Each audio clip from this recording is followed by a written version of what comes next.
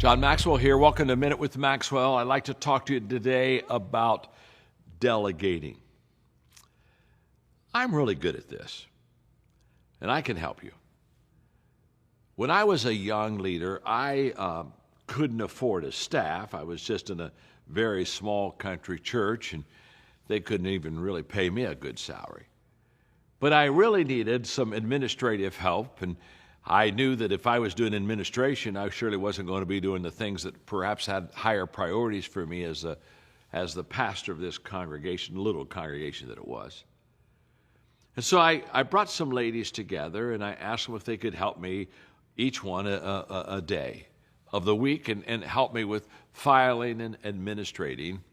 And they bought into it, and I sat down and basically told them what I liked and how to do it. And I did my best, and I kind of got my volunteers ready. And that's basically what we did for the next 3 years and a half while I pastored that church.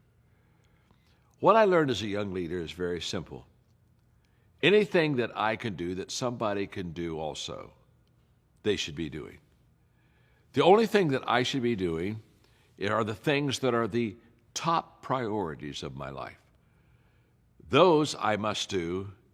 Everything else, I must delegate. Now, delegation isn't because I want to be lazy. Delegation is because I want to be priority-driven, and I want to be able to have a high return on what I do. So to delegate, the first thing you do is not ask, who do I pass the ball off to? Ask yourself, what do I need to be doing that no one else could do or should do? That's the question I always ask.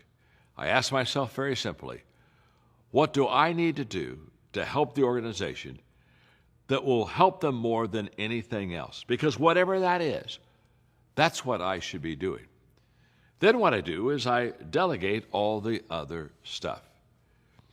There's not a higher compliment I think that you can give a person than to either A, ask their opinion on something, or two, ask them to help you.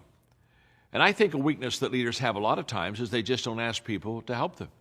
And so the people would help them, but they don't know what to do, and because they've not been asked, they don't. So I would say as a leader, the first thing you do is understand that if you're going to be successful, you've got to focus on the top priorities and give your time, effort, and energy to those. The things that are required of you, the things that give you the great returns, and the things that give you the most reward in your life. Stay there. Work on those things. Everything else, pass them on. Give them to someone else. Delegate them out. Today, I am a master delegator. My wife will tell you, basically, I got it down in life, and there are only a few things I do, and I do those few things really well, and everything else, let's let someone else do it. You may have to start off with volunteers like I did, and before you can ever have a team that maybe can help you. But here's the point.